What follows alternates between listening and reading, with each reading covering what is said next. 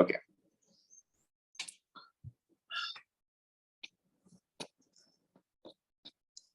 So it says, what is not a reasonable estimate of a physical property indicated? Right.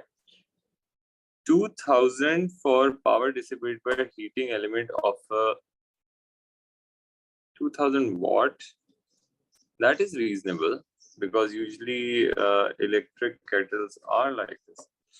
4 into 10 raised to power 2 meter cube volume in water of swimming pool. Well, 400 meter cube. So swimming pool is like this. So what could be the length? I think the length should be like 25 meters of swimming pool, maybe 10 meters like this, maybe depth 5. 5 meters a lot. It should be about 2 meters, not more than that. So even if we do that, then 25 to 50 to 15 to 500. So that is 400. So that's fine. 5 into 10 is to 5 Newton second from momentum of lorry moving along the road.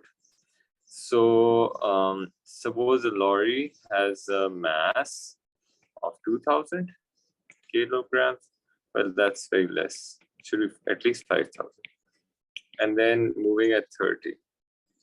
So 3, 5. Yep, that's also not wrong.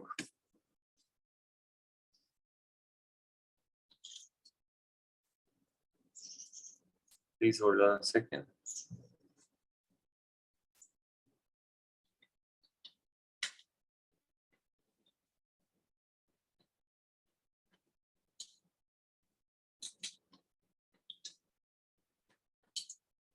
Okay. So it's 600 newtons weight of fully grown racehorse. What? Fully grown racehorse. So 60 kg, that is almost 60 kg is not horse, it should be more. So this is wrong. Which quantity should have could have units Newton meter volt minus 1? Okay. So that should be Newton meter volts minus 1. Newton meter, force times distance over voltage. Okay. Force times distance, work done upon voltage. That has to be charge. Charge is work done upon voltage, right? Now,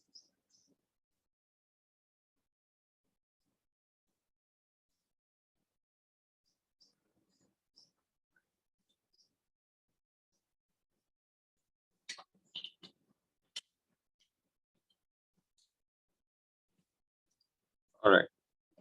An object is acting on forces like this. Okay. What is the resultant force acting on an object? If I were you, I would I would do head to tail rule. I would put this is 6 Newton and this is 40 degrees. And then this will be the resultant force. Now, what then I would have done? I would have, yep. Well, yep. This is also 40 degrees. And this, I don't know whether it's 40 or not. So let me think about it. This is R40, fine, that's fine. You don't need this. Okay, so what then you should do is, this is 6 newtons, this is 10 newtons, and now you use cosine rule. So cosine rule would be R square equals to 10 square plus 6 square minus 2 times 10 times 6 cos of 40 degrees. So then according to this, let's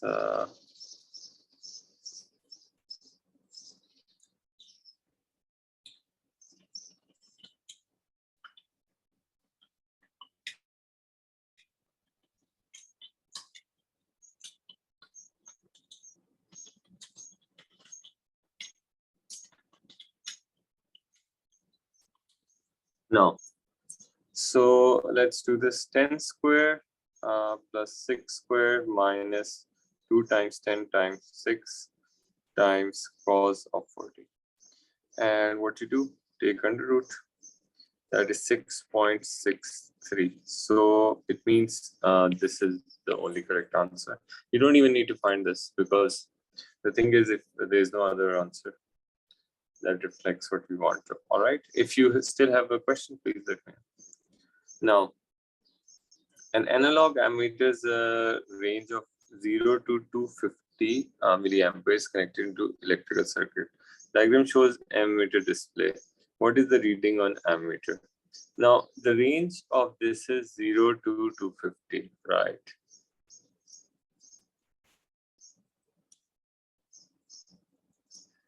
So 0 to, yeah, all right.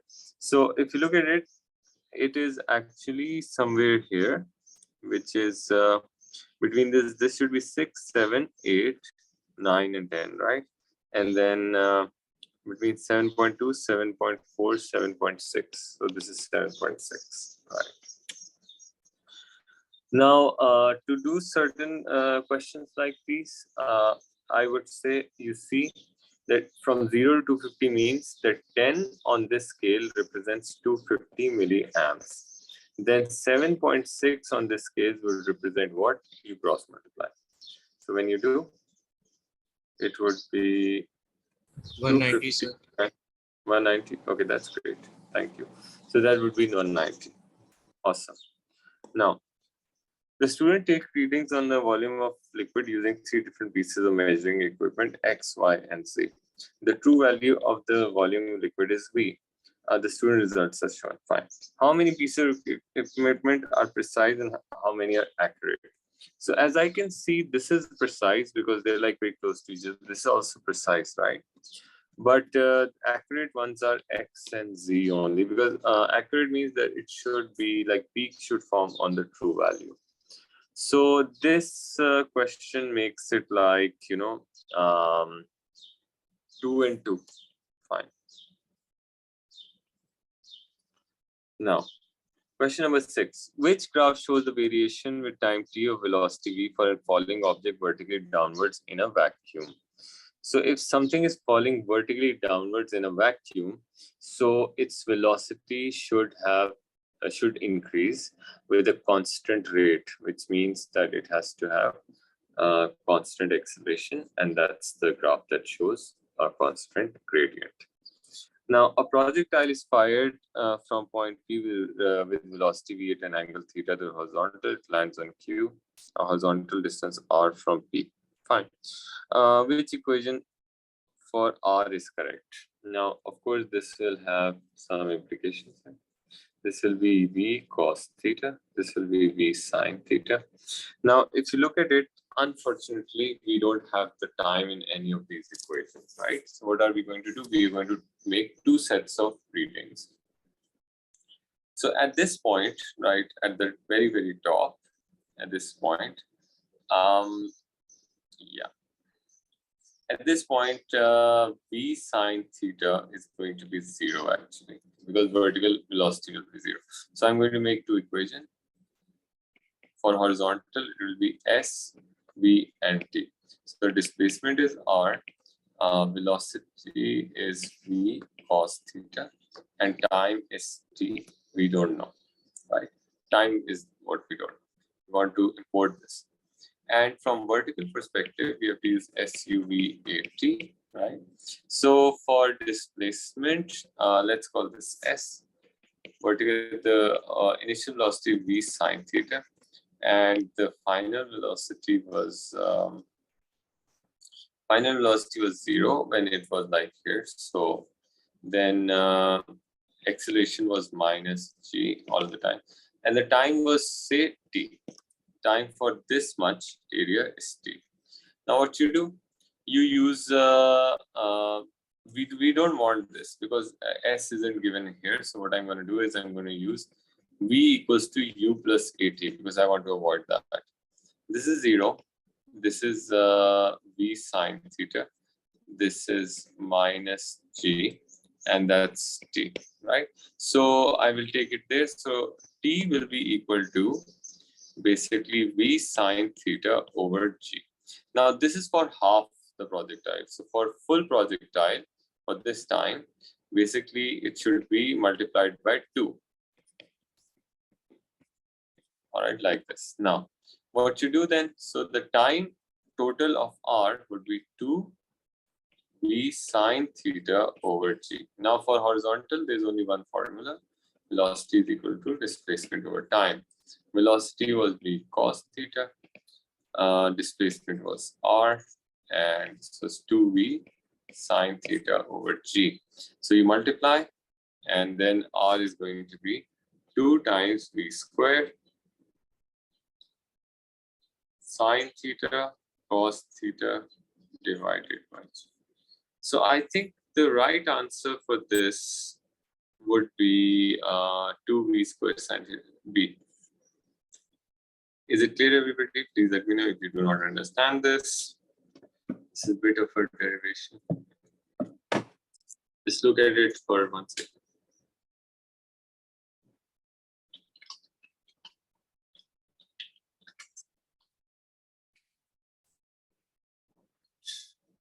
Give me a moment, please.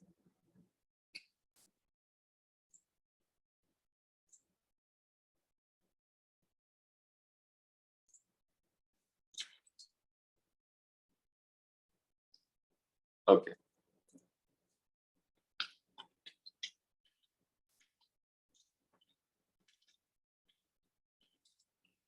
Now, going to the next one, it says a book of weight W is at rest on table. A student attempts Newton's third law by saying action equals reaction. If the weight of the book on the table is action force, what is the reaction force? So the reaction force should be, remember one thing, right? Weight means that book is being pulled by earth. So if this is the action, the reaction must also be between earth and book, which means earth will be then pulled by book. Any option with that would be correct. So the weight is acting downwards on earth from the table. No. The weight is acting upwards from, no. The weight acting upwards on earth from the book. That is the correct answer without any doubt.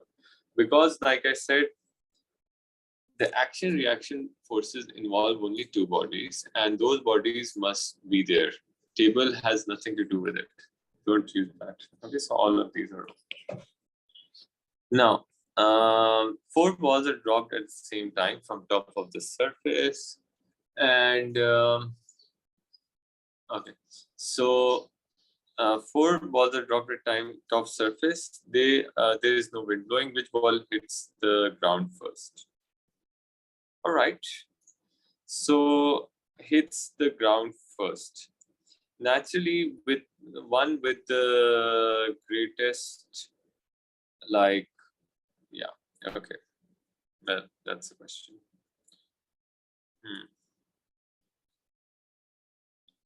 The fastest would be with the smallest volume. So the, air resistance decreases, and the greatest mass. So the smallest volume are D and D.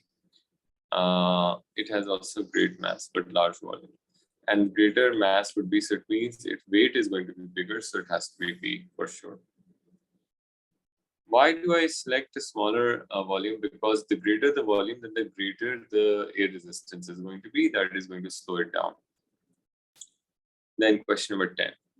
A molecule P traveling at a speed of 320 collide the stationary nitrogen molecule. After collision, P travels at a velocity of 180. Blah, blah, blah, blah, blah. What are the magnitude velocity of Q? So we need to find this, right? Now, this is a classic 2-dimensional question from momentum. So what I'm going to do is I'm going to segregate it first. So this is, okay, I'm going to do this. This is before, and that's after. Now make components. So this one has horizontal, vertical. The other one has, of course, some horizontal and vertical. Now, what you do? Now, this is going to be 180.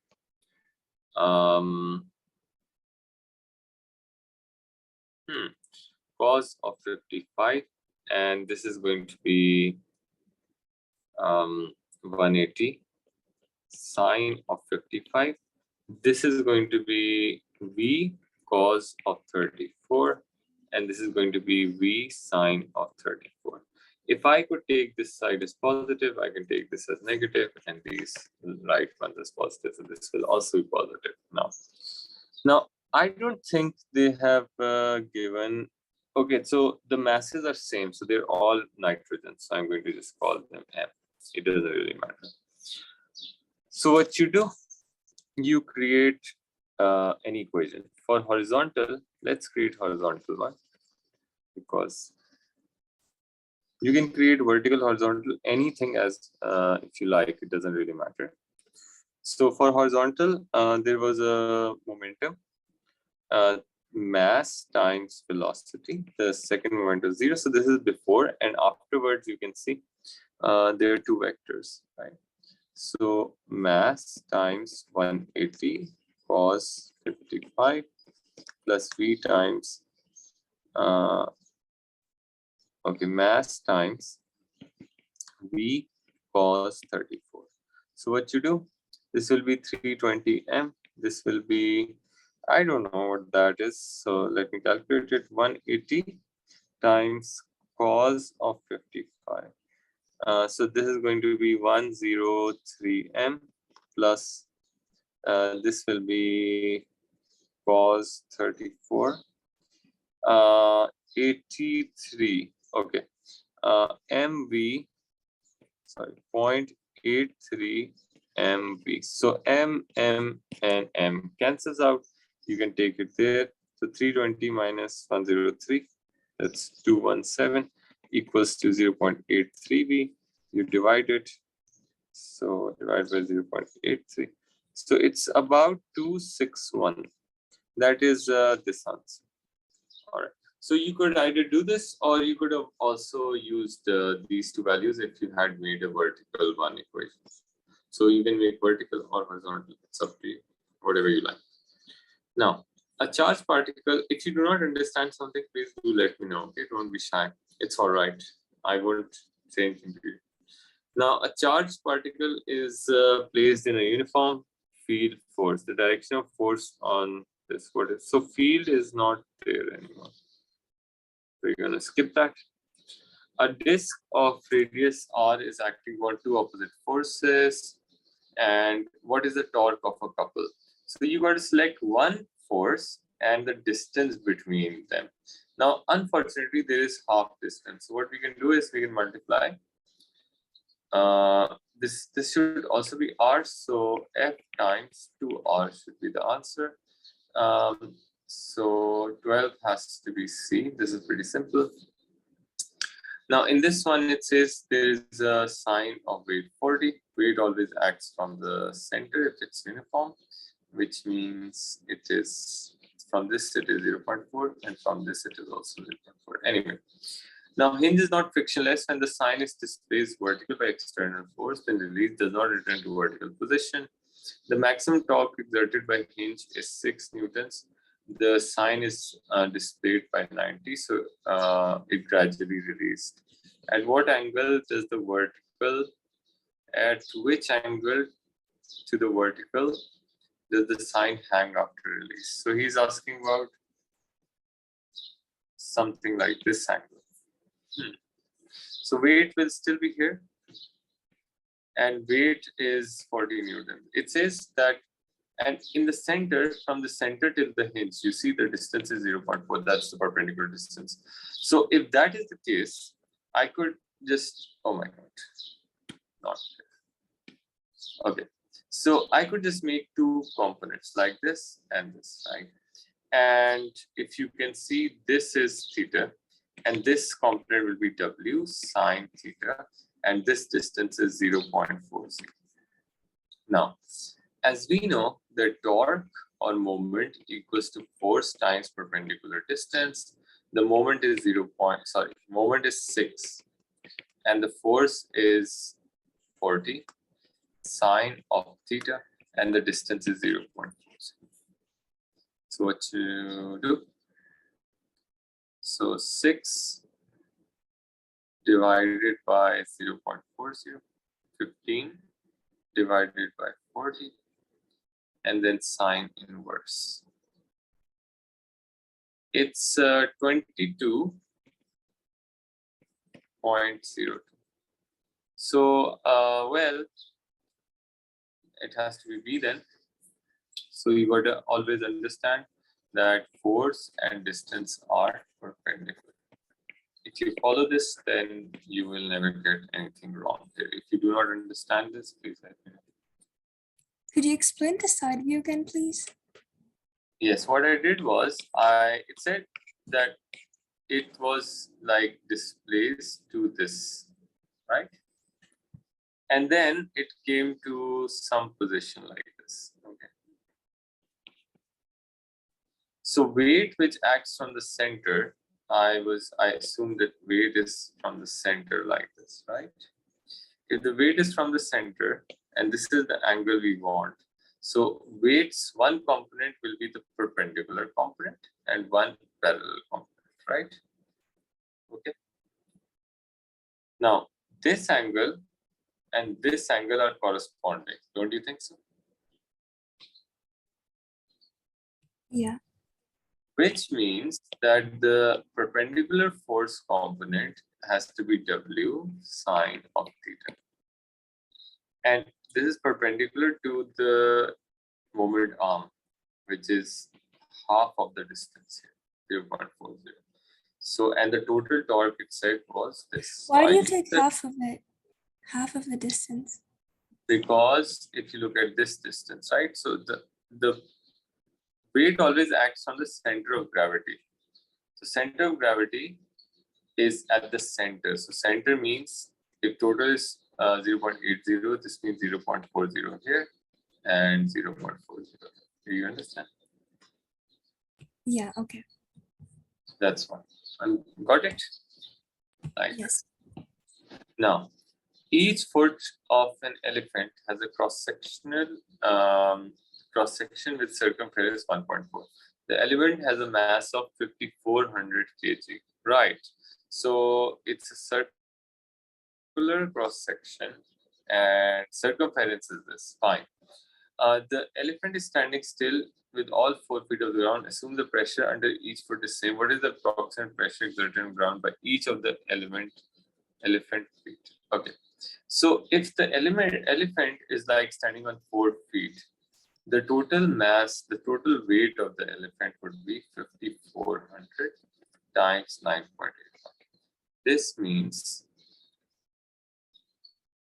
that the total weight got to be 52974, and on each foot we got to divide by 4. Why? Because there of course 4. So divided by 4. That would be 13243.58.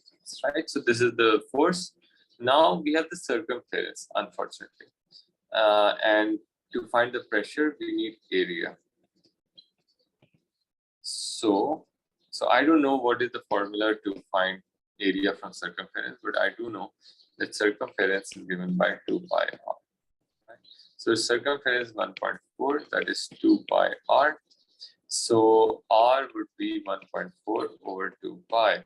So what I'm going to do is now area is pi r square. So I'm going to put pi and I'm going to put 1.4 and 2 pi whole square. So I'm going to find the area now.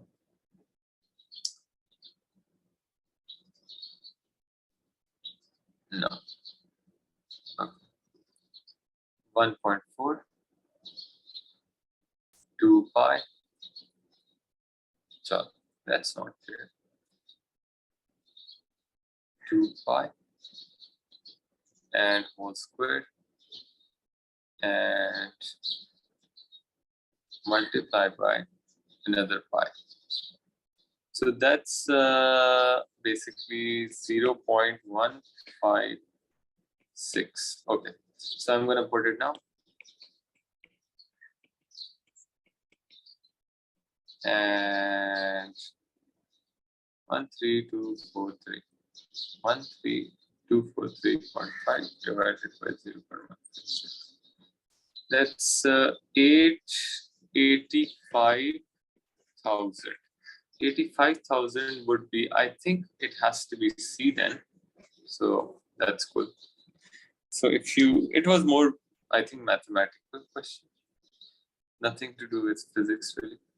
Now, a stone is falling vertically through air at constant velocity.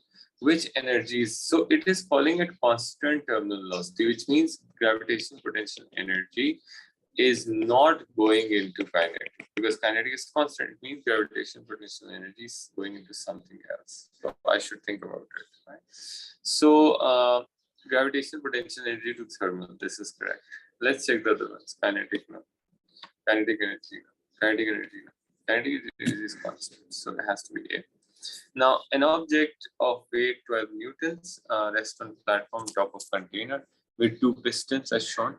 Okay, the plunger is slowly pushed to the right. As a result, the object moves up a distance. Right, so it's pushed 4.0 and it moves 0.5. How much work is done? And the weight is 12 newtons. Right.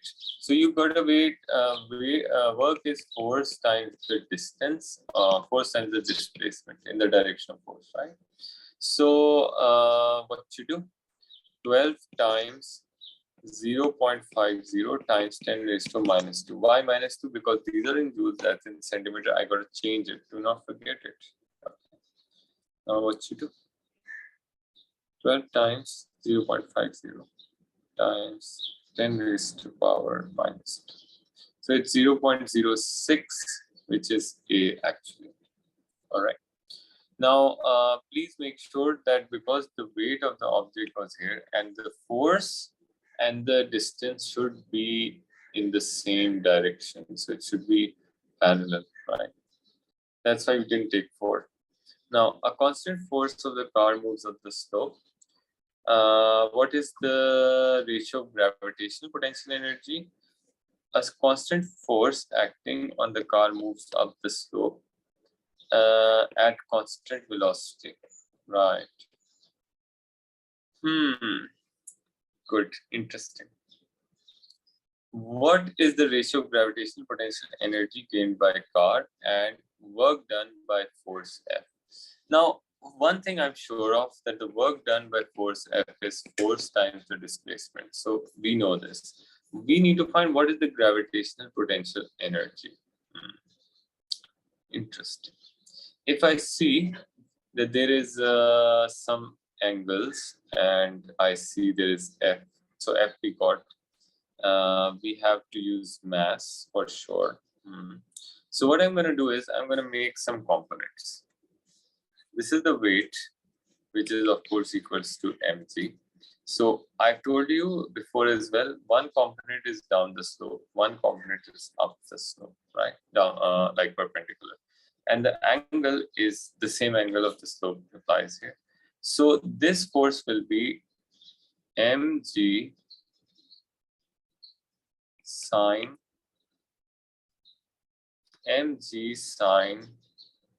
alpha, right? I want this force actually.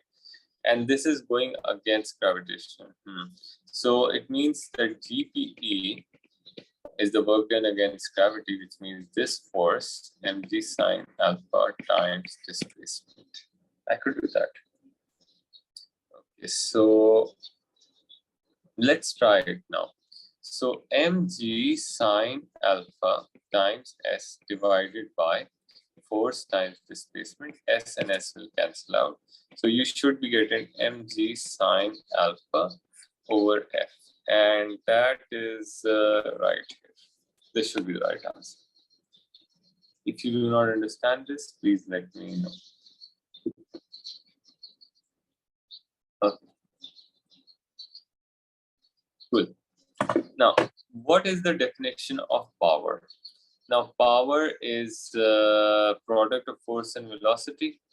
That is in the definition. That is a derivative. Power is the product force. No. Power is the rate of which work is done. That is correct. Now, a steel bar of cross-sectional area is under tension T. What is the value? Okay, not bad. So you have the same force, you have wide and narrow portion. Whenever such question comes, the idea is it will take a bit of your time, but it will help you a lot. Now for stress, I know I need force and area, right? So I'm going to make something like this. Stress one. I need stress, force, and area. And I have two cross sections. So I'm going to write 1 and 2, or I can write wide and narrow. So that could be easier. So for wide, the force is T. For narrow, the force is T. It says that the steel bar is tension T. The diameter wide portion is double. It means that if the diameter of the wide is 2D and the diameter of this is just T, so it's double, right? So according to, area, which is pi by 4D square, you can see area is proportional to D square, which means 2 times the diameter means that if the area was A here, it would be 4 times the area then, because it is a square, right? So you put 2, it will be 4. And I need stress in wide and stress in narrow. So now I'm going to do what? I'm going to write the two equations. So whenever this happens, right, what you do? Write the equation. So for stress in wide, your equation will be tension over 4A. For stress in narrow, your equation will be tension over just A. Now what you want to do? You want to take the ratio, so divide them. Now when you divide, it will be tension over 4A. Use this symbol so that you don't make any mistake, because it will just take one extra step. So you take reciprocity, DAA cancel, and the answer is, ta-da, this 1 by 4. So for sure, you get basically the right answer. But making this table will help you not make a mistake. Now, two guitar strings are stretched by tensile forces. String X is stretched by tensile forces F. Okay, string Y at 2F. Okay. String obey which ratio of strain energy X and Y? Now, what you do?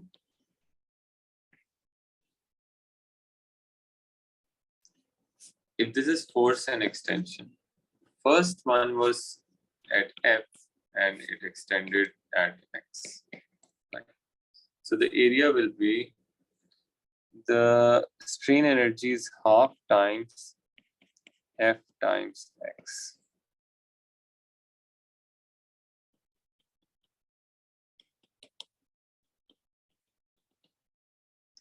And the other force is 2F and it goes 2X. So it will be half times 2F times 2X is the energy. So this will be, if this is the strain energy, right? This is going to be Fx over 2 in X. And energy in Y is going to be 2Fx only, I think. Yep. Now what you do? You divide these two. So Fx over 2 over 2Fx. That is going to be Fx over 4 times Fx.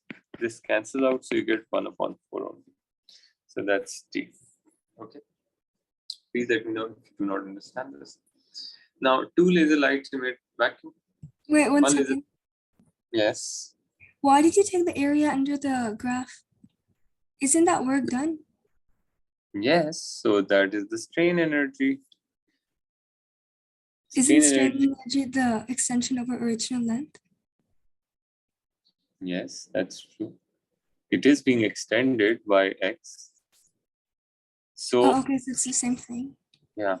The difference between work and this, let me tell you so that your concept is clear. Let's suppose this is like this and graph is like this.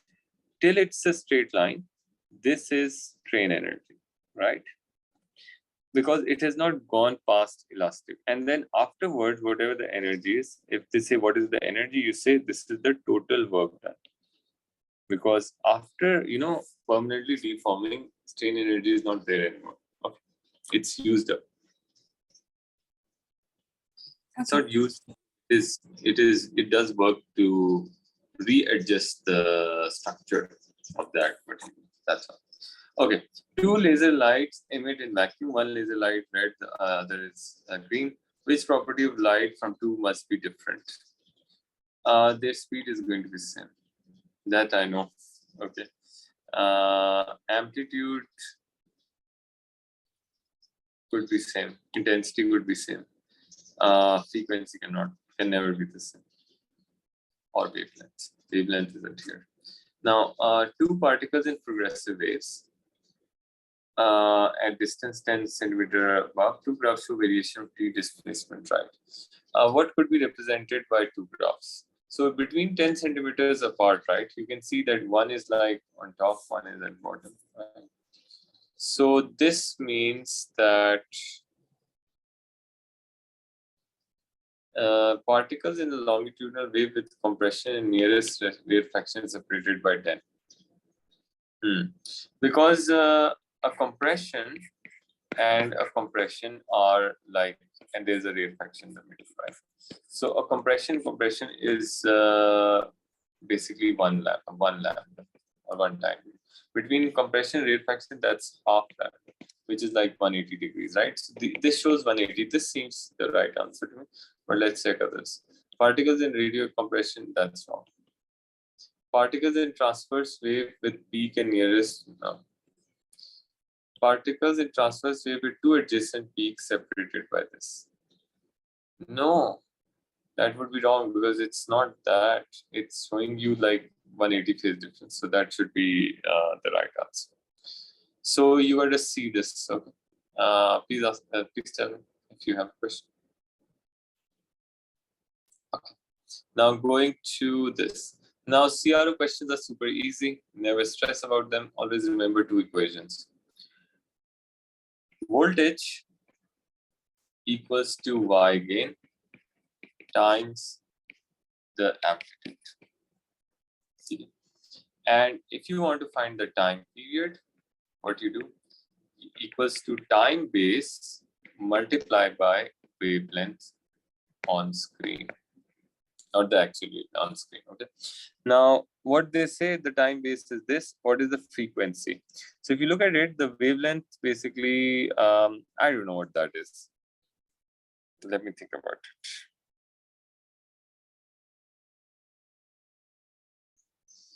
Well, this is 1 wave, this is 2 waves, this is 3 waves, right? So 3 waves are shown in 1, 2, 3, 4, 5, 6, 7, 8, 9, 10 boxes. So if 3 waves are shown in 10, then 1 wave will be shown in X. So I'm going to cross multiply. That means that it is 10 by 3. So I'm going to write this. So this is the length, right? Now the time base is 20 microseconds and the wavelength is 10 by 3, like this, right? So what I'm going to do now, I'm going to multiply this. This is 200 times 10 raised to power minus 6 over 3. Okay, so this is the time period in seconds. So for frequency, I just need to take 1 upon time period. So that's what I'm going to do. So 200 times 10 raised to power minus 6 divided by 3. Okay, and then 1 divided by answer, that is 15,000. So that's pretty simple. That's here. So if you remember these 2, you can get any formula, any answer from this. Now, person stands at the side of straight railway track. The train moves through a person. Okay, train moves towards the person, emits the sound from whistle. The person hears the frequency of this as the train approaches him. The person then hears this sound of frequency this as the train moves away from him. The speed of sound. What is the speed of the train? That's pretty simple. Now, the point of all this is there is a person, the train is coming towards him. Whenever something is moving towards him, the formula is the observed frequency is Fs times V over V minus Vs. And when the train is going out, away, so it should be F naught equals to Fs times V over V plus Vs. We want to find Vs actually. Now, this B1690, I don't think we have the actual frequency, so we are going to just leave it that way. The speed of this is 340. Hello.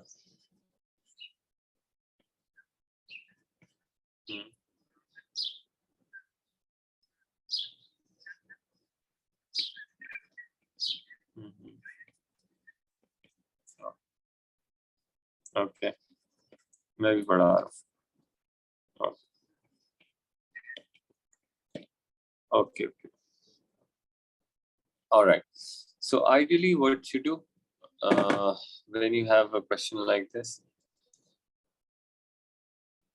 you would want to basically make the subject which you want to, that you want to replace. We don't want Fs right now. Okay.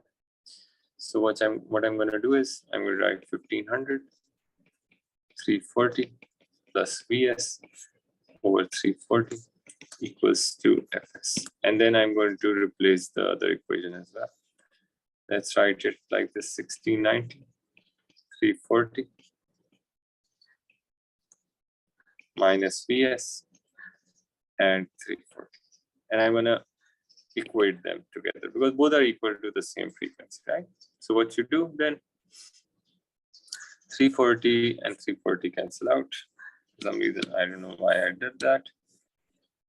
But this cancels out, and then you can divide this and then solve this together. So what you do,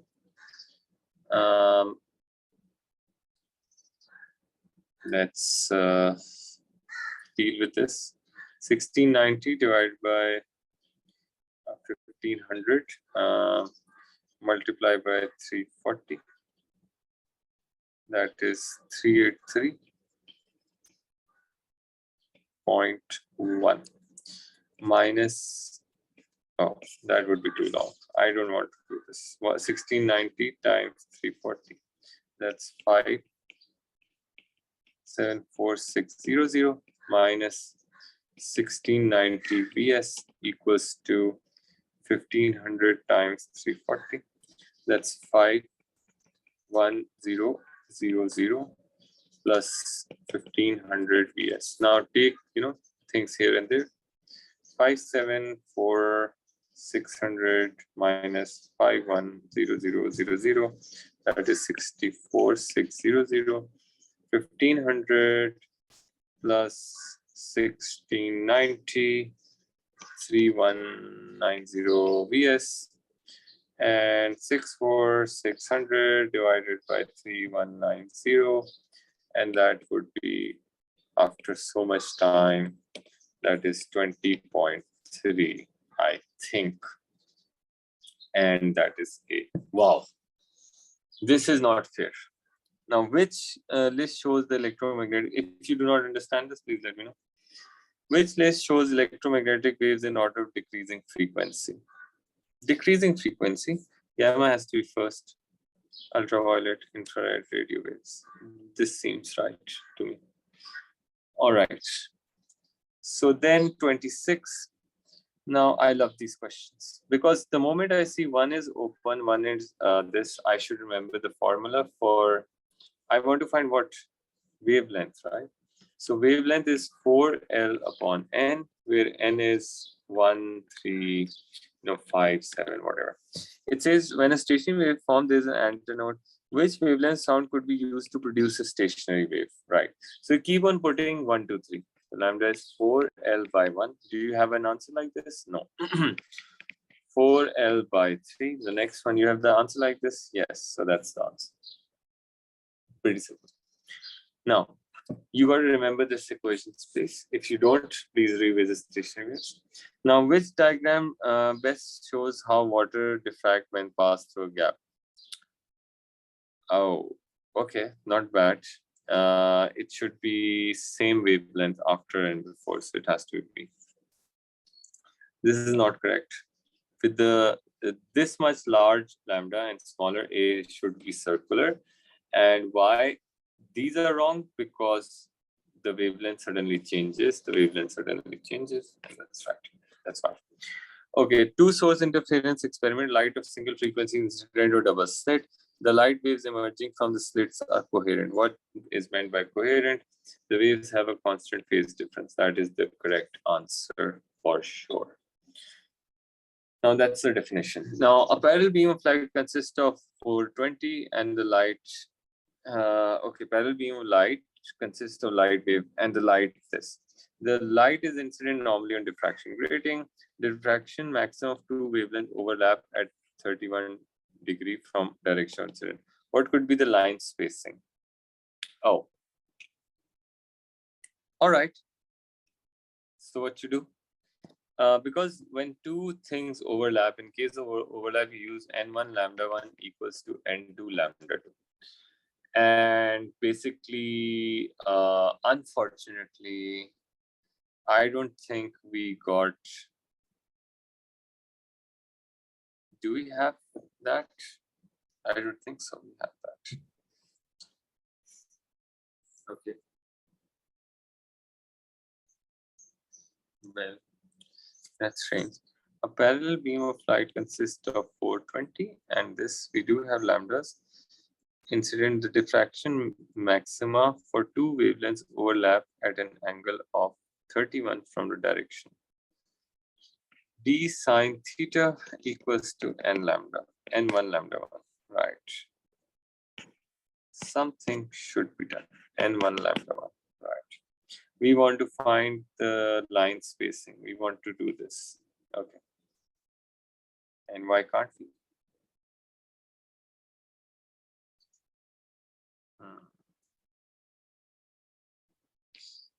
It doesn't say where it overlaps.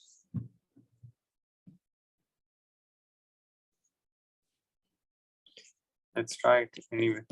So 31, n1, and this is 420. And the next equation will be d sine 31, n2, and 630. Okay.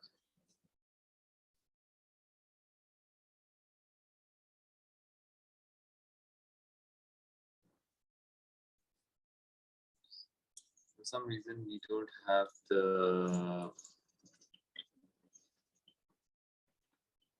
two ends.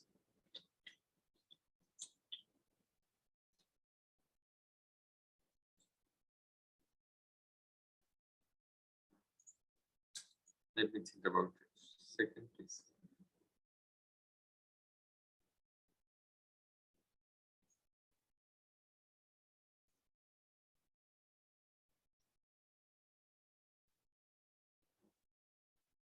Strange. Okay, let me get back to this. This has to be thought carefully. Let's go to this. This is not there, unfortunately. It's not there. So we should move and come back to this. Now, this is also not there. No electric field. A wedge-shaped metal conductor is carrying uniform thickness connected to a cell. Which graph best shows how the average drift velocity?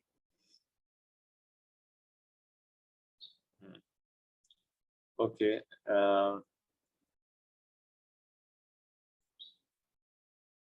Okay.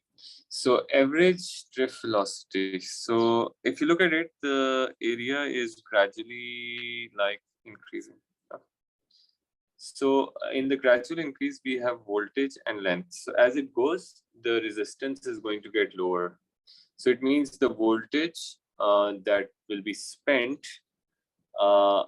as it goes from here to here will not be spent as much as we would think, right? So I think for this one, the best would be that the voltage will reduce rather slowly. This is not correct. This is not correct. Because at this point, it will be highest voltage and it will be lowest here. Now we need to decide whether voltage decreases uniformly or it decreases slowly. So this is not correct because it shows that voltage is decreasing uniformly, which means resistance is the same. Here, resistance isn't the same, it is reducing, so it should be like this. So it should be A, by the way. So it's more of a thought question. Please let me know if you do not understand this.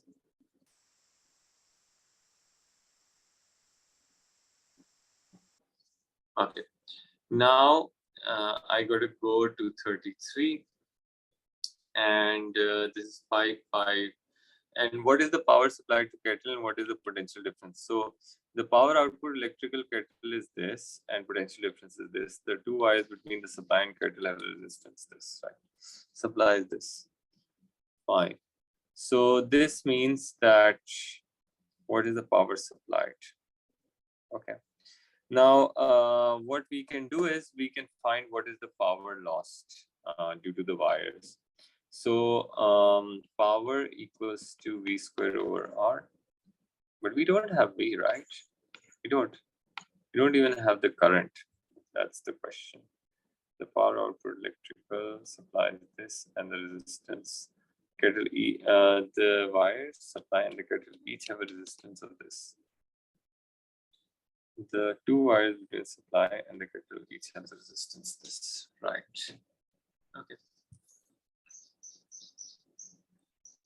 That's not, that's fine. Okay, so basically in this question, we have to do a very clever thing actually. Because we need to use the answers and then we got to understand which one could be the right one, right? So if I see this is a series circuit, let me test it out if it works like this. We have 240, right? And we don't have the resistance of this, right? And we do not have the current as well. So what I'm going to do is I know for sure that this is this. So the current will be power is equal to VI.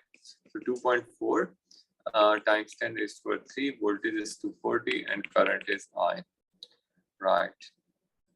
Now what I'm going to do is I'm going to find this. This is going to be, second please, 2.4 times 10 raised to power 3 and divided by 240. That has to be 10 ampere. Okay, so we got that. Now here the power will be VI. So sorry, we can't use it. I square R. So then 10 square and multiply by 0.5. So it is going to take about 50 watts away. And this will also take 50 watts away. So we have to have 10 less. 10 less means either this is correct or this is correct. And now how much voltage are they going to take? That's the question. So we're going to use V is equal to IR to find that. Current is 10, resistance is 0.5, which is 5 volts. So 5 volts, it will take 5 volts, it will take. So overall the voltage will decrease by 10. So that has to be the answer. Okay. All right. What did you do after you found the 60 watts? How did I found 50 watts? No, after it. What did you do after that? I mean, you are okay with how I found the power? No, I don't understand this part. Okay. So what I did, I basically found the current was supplied by the battery, right? So like what I did was I said 240 power equals to V times I, right? So 240 and the power was 2.4 times 10 power 3. So I got current to be 10 amperes. So 10 ampere is going in this. All right, like this. So first I found what is the power that was dissipated in this fire. So I used power is equal to I square R. So this was 10 squared times 0.5. That gave me 50 watt. So 50 watt for this, 50 watt for this. So what will be the net power received by kettle? That should be 100 minus this. So that is 2.3 or 2.3. See? All right. Wait, 100 Then, minus what? 100 watt minus 2400 watts. Okay. Right? Yeah, got it. Thank you. Okay. So then what I did was I used V is equal to IR to find how much voltage is lost. So voltage is 10 times 0.5. That gave me 5 volts. So 5 volts in this wire, 5 volts in this. So total voltage should be reduced by 10. So 240 minus 10 is 230. Okay. Do you understand? Yes. Yes. Okay. Now it says which row currently identify. Okay. So metallic conductor at constant temperature should be a straight line. So that has to be Y. Y. Y. Okay. And then semiconductor always has greater current when it gets the energy. So it has to be X and then Z. So that's B for sure. It's pretty simple. Now, all right. So then we are going to go to 35, a resistance of wire. One question still left. I'm still thinking about it, but I got to know कि कैसे करना है. I just think कि मैं कर लूँगा. Okay, what is the length? So you have the resistance, you have the diameter. So resistance is equal to rho upon L. Resistivity. So you have 9.55. Resistivity is 4.90 times 10 raised to minus 7. You want to find the length, the diameter is given. So pi by 4 and d square. So you got to change this to by the 0.28 times 10 raised to 8, that's millimeters, so minus 3. That's in meters square. Okay. So what you do? 4.90 times 10 raised to power minus 7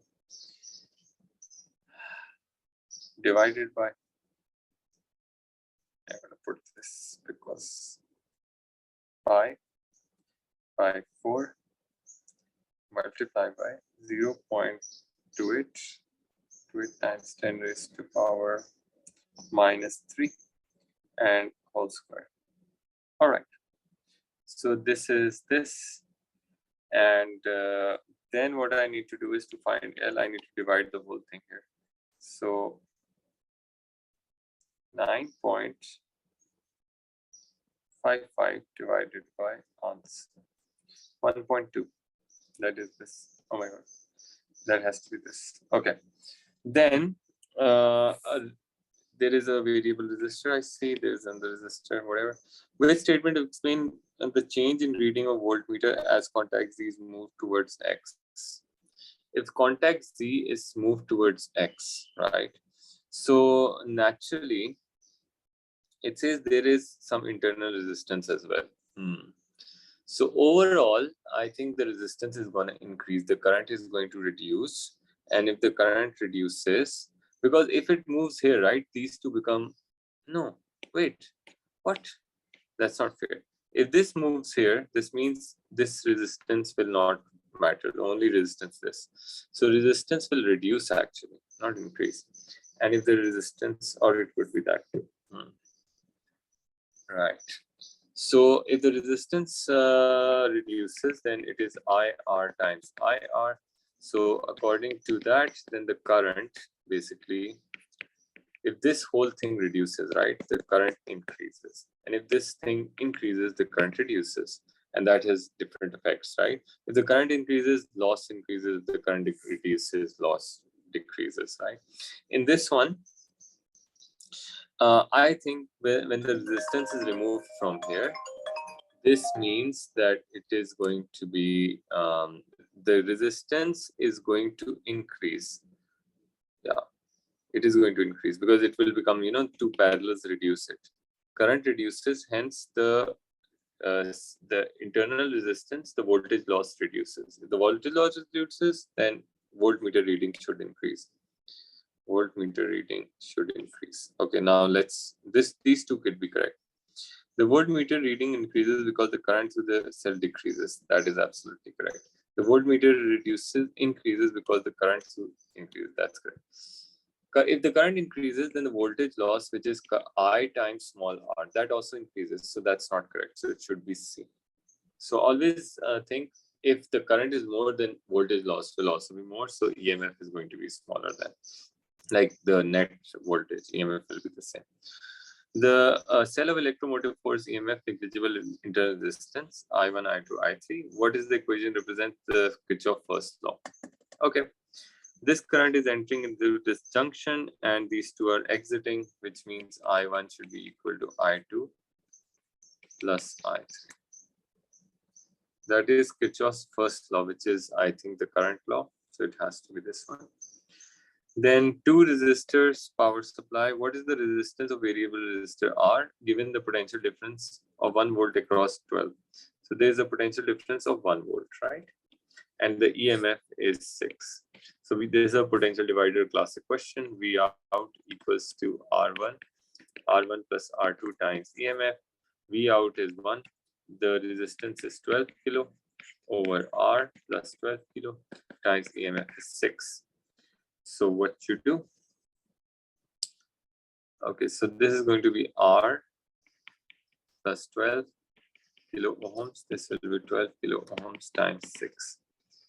So 12 times 6, that's 72 kilo ohms minus 12, that is 60 kilo ohms. So this should be the answer. All right. Now, the nucleus of magnesium decays into nucleus X by beta positive decay represented by this. What are the values of P and Q? So this should be 23 for sure. This will be 12. 12 equals to Q plus 1. So Q will be equal to 11. 23 elements. That's C. And 4. In beta minus decay, a neutron inside a nucleus changes to a proton. We know this.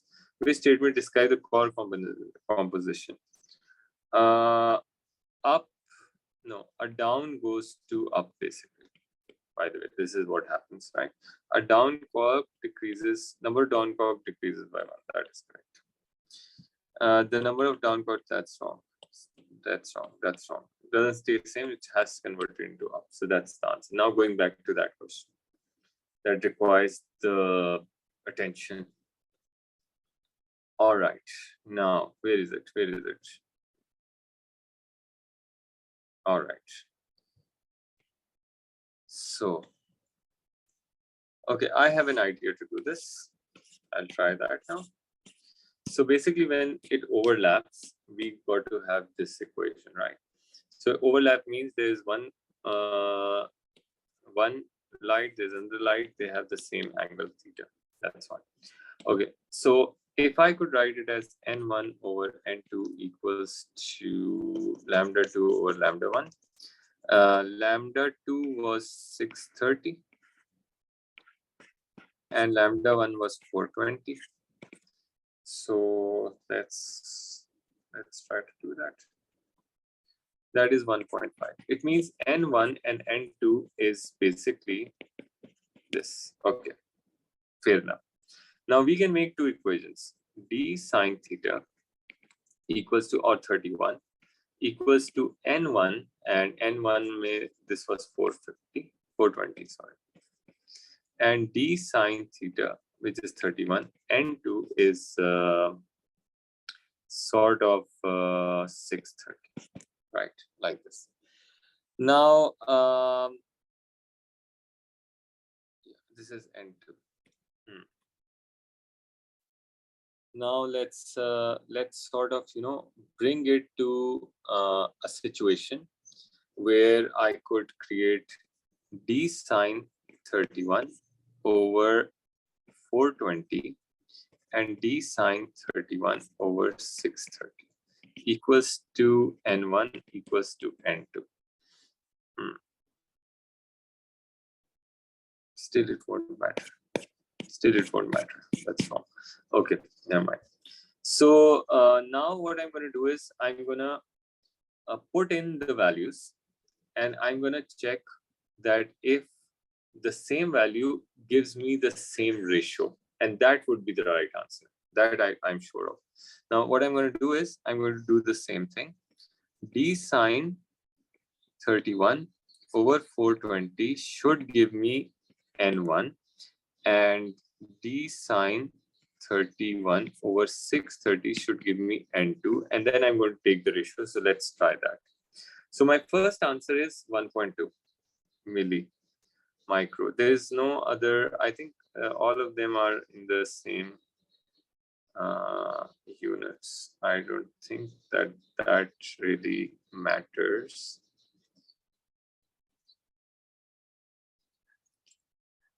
It shouldn't matter, but let's try. So the first one was 1.2. So I'm going to put 1.2 in D. 1.2 times sine 31 divided by 420. This gives me, so I'm going to make a table, right? N1, N2 for A, B, C, D parts. Okay, so this gives me like 0.0014. And if I do that, 1.2 times sine 31. I'll just make it quick. Instead of this, I'm going to change 630 because that's the same. So that's 0.00098. Okay. Now what I'm going to do is I will check whether N1 is N1 over N2 is 1.5. 0.0014 divided by 0.00098. That is 1.42. Okay, cool. Okay, so that should not be the right answer. It's closer, but not right. So let's check 1.6 now. So in my equation, which was 1.6 times sine 31, so it's going to take a bit of time, I think, divided by 420. That is 0.00196. And if I replace this with 630, that is 0.0013. So now I'm going to, let me write it. Yeah, okay, let's do this first. 0.00196 and divided by 0.0013. That is exactly 1.51. Okay, let's check the last one. Let's check this one too. 2.4 times sine 31. Okay, divided by 420. That is 0.029 and 294. And this one has to be, oh my God, that's not fair. Okay, 630. That is 0.00196. Okay, let me try this now. 0.00294 divided by 0.00. That is 1.5. So this is the answer. Can you please confirm this from the mark scheme as well? Oh my God. This was so tough. My God. Distinction question. Anybody who could not, please can you confirm this from the mark scheme quickly? This is May, June 1, 2 of 21. Yeah, And it's then let me. 2.4. Yes, got it. Okay, do you understand anything that I did? Oh, no, I don't think so. I need to attempt it myself again, and then I'll see. Okay, so basically I the understood the review. word thing. You can take the, so the review of this question is that this is like the best question ever, distinction question. So this is like, this is the overlapping equation. I found what is the ratio because they never gave us this. And then I made the equations. I kept putting this in each of these equations and found N1 and N2. And then I checked that N1 and N2 is what? And whatever gave me the exact answer, that was my answer. So I had to do the reverse engineering, right? All right. Almira, Anusha, Artaza, Abu Bakr, everybody, Narjis. Yeah.